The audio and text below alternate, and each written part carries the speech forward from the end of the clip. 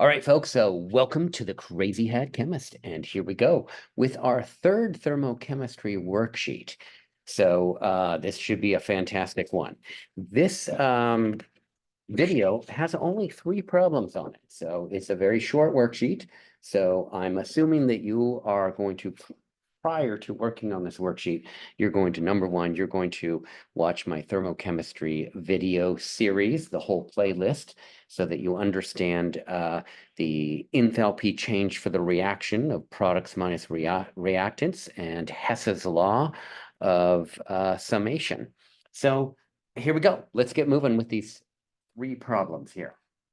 All right, so this first problem, it says you have been chosen to calculate the enthalpy change or the heat of reaction in kilojoules for the production of methane from its elements, as in the following equation: C plus 2H yields CH4. CH4 is methane. From your answer, determine if the reaction is endothermic or exothermic. All right, so here we go. These are the 3 reactions of which we have, and we need to figure out how to sum these reactions up such that we get what we're looking for. So effectively, what we're going to do is draw a line in the sand, put an arrow right here. And the reason we're putting this arrow here is that we're going to keep all our ducks in a row. That is, we have reactants, we have products, or a reactant and a product. Okay, and then we have enthalpy changes for each of these reactions here. All right, and so what we want is we want the CH4 here on the product side. We want 2H2 over here on the reactant side, and we want a carbon here on this side. So this is what we're looking for. So we need to sum up reaction A, B, and C such that they equal this. All right, that's the plan. So I'm going to move this up here just a little bit so that we can do this whole process. So what we're looking for here is to find CH4. It must be on the product side. So, and it must have a stoichiometric coefficient of a 1. So I'm going to find out where CH4 is in. It's in equation letter C, and it is only in equation letter C. So what we're going to have to do is flip this equation. We're going to have to flip these reactants and move them over to products. So we're going to flip this equation. So flip. So we'll write that flip. Not Philip. That's my first name, but we're going to do flip instead of Philip. All right, so that will take care of this. And let's see what else we can do here. Then we're going to find this H2. It must be on the reactant side, and it must have a coefficient of a 2. Where is the H2 in? It is in reaction letter A, and so it's right here. Now, it is on the reactant side, like what it should be, but sadly, it doesn't have the right coefficient. So what we're going to do is we're going to multiply this equation by 2. So we're not going to flip it, we're just going to multiply it by 2, and then we will be checked off for C and for A. Now we need to figure out, what do we do with B? And we're going to find the carbon. Where is the carbon? It is in reaction letter B, and it is needs to be on the reactant side. It is on the reactant side, and it must have a coefficient of a 1, and it does. So we're actually going to leave B alone. We're not going to do anything with B. We're just going to leave it alone. So this one's going to have, I'll just write no change. Okay, so what we're going to do is we're going to rewrite A, B, and C as is appropriate. A, we're going to multiply by 2. B, we're going to leave it alone, rewrite it. And C, we're going to flip the equation. And so we're going to rewrite all that stuff. So we're going to roll this right on up here, and then let's see what we come up with. So equation A, we're going to multiply that by 2. So I'm going to distribute a 2 over all the terms that I have there. 2 times H, 2 times 1, that's 2. And then 2 times 1/2, that's 1. So that's O2. And our arrow, and then 2 H2O, just like that. And what do we do with this number right here? Well, we're going to have to multiply that number by 2 also. So now what we're going to do is we're going to keep all our ducks in a row, and that is, see, this is a vertical line between the reactants on the left and the products on the right-hand side. Equation letter B, we are actually going to just leave it alone and rewrite it. So CO2, that's on that product. O2, that's our reactant, and a carbon over here, just like that. And then reaction letter C, we're going to flip that one, but not do any multiplication. So we're going to have CH4 plus 2O2, and then CO2 and 2H2O, just like that. And we're going to draw a line in the sand. We're going to write that arrow, vertical line separating the reactants from the products. Okay. And then when we rewrote these and flipped them, we did certain things. So we're going to actually, our enthalpy changes for these new ones here after rewriting them is going to be 2 times the negative 286 kilojoules. And then the other one, we didn't do anything. There was no change on that one. It was just negative 393 kilojoules. We are going to leave that one alone. No changes to that one. And then for the one that we flipped, we're going to have the negative 892 kilojoules, but we're going to multiply that by negative 1. All right. All right, so we're going to roll this up just a little bit. Maybe I'll just make this a little bit bigger so we can see everything on one page here. Perfect. Looking good. Okay, so we're going to make sure that everything works here first of all. So this CH4 is going to come on down. There's 2H2O on the product side here and 2H2O on the reactant side. Those are going to cancel out. Okay, I have 1 carbon dioxide here, 1 carbon dioxide here. They're one on the product side, one on the reactant side. Both those get canceled out. I have 2 O2 on the product side, and I have 2 O2 on the reactant side, and all of that gets canceled out. And then what remains is this CH4, 2H2, and 1 carbon. And so I'm going to rewrite that CH4 and then a carbon and a 2H2. So this is forming methane from its elements under standard conditions. And now what we're going to do is we are just going to do the math that's associated with it. So it's 2 times negative 286 plus negative 393 plus negative 1 times negative 892. And then we are going to get a change in enthalpy for this reaction, and that's going to be negative 73 kilojoules, just like that. And then we're going to answer the question, is this endo or exothermic? And since this number is negative, this is exothermic. All right? That's fantastic. We got that problem done. Piece of cake. Not a problem at all. Now we're going to move on to question number 2. All right, so let's give that a try. So where's question number 2? Let's find that puppy. Here we go. Here's question number 2.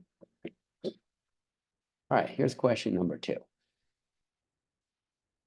And so for question number 2, this one is, so that last problem that we just did for question number 1, by the way, just as a rekindle of everything here, this question number 1 is Hess's law of summation. So this is a Hess's law problem. Hess's law. Okay, all right, good. All right, fantastic. Sweet. Now we're going to do number 2. All right, and number 2, it says, you are given the task of mathematically determining the enthalpy change for the production of aluminum oxide from aluminum and iron oxide, as seen here. And so I'm giving you a balanced equation. Unfortunately, your lab partner tore out pages of a reference book, and this was the only information you were able to save. The change in enthalpy of formation for these iron oxide is this value, kilojoules per mole. The change in enthalpy for aluminum oxide is this value in kilojoules per mole.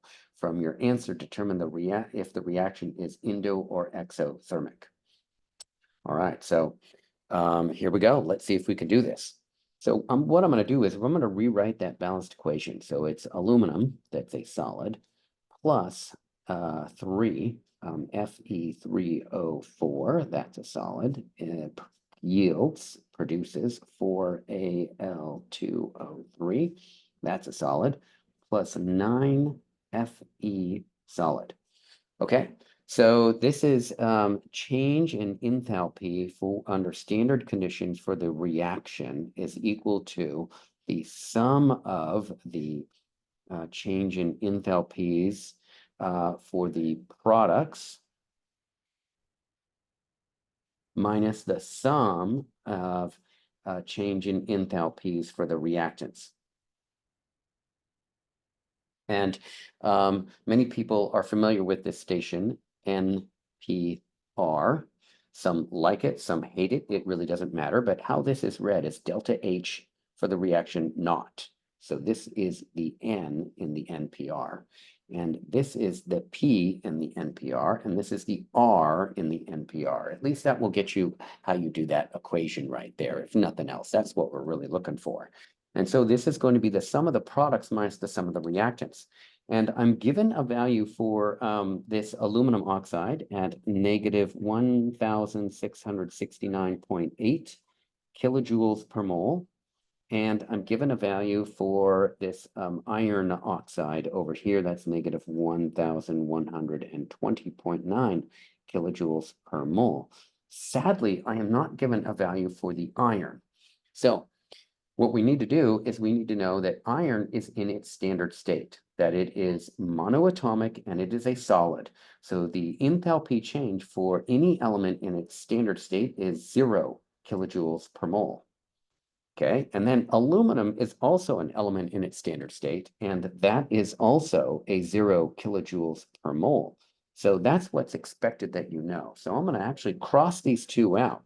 So now I only have a little bit to deal with here. So the enthalpy change for the reaction under standard conditions is equal to the products. There's only one product.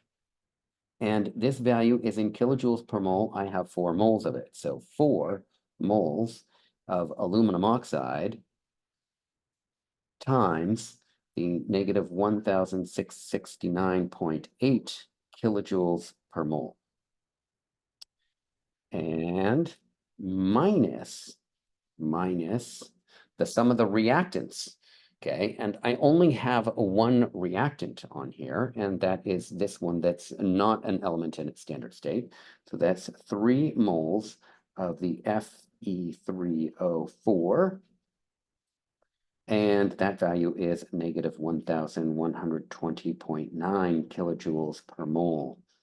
And now what we're going to do is plug these into our calculator here, and we're going to get a value for this. So zoom on out just a little bit so we could get all this on one page. Here we go.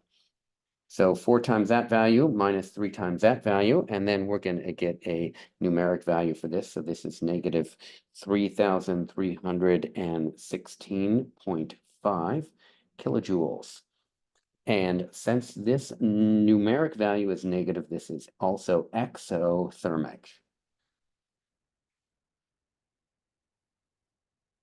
That is, it liberates or yields or produces heat. That's what that means.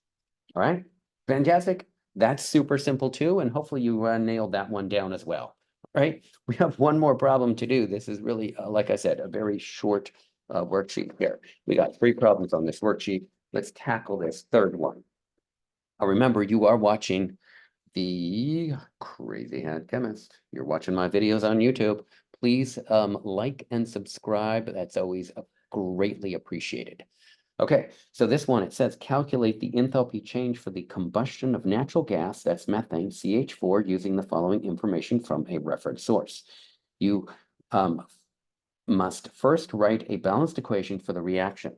From your answer, determine if the reaction is endo or exothermic. Okay, so this is what we're going to do. We have some values right over here, and we're going to first write a balanced equation. So first of all, we should understand that methane is CH4. It is a gas, and it's a combustion reaction. So the other reactant for any combustion reaction is O2. That's molecular oxygen. That's a gas. There should be an arrow and a delta above it like that.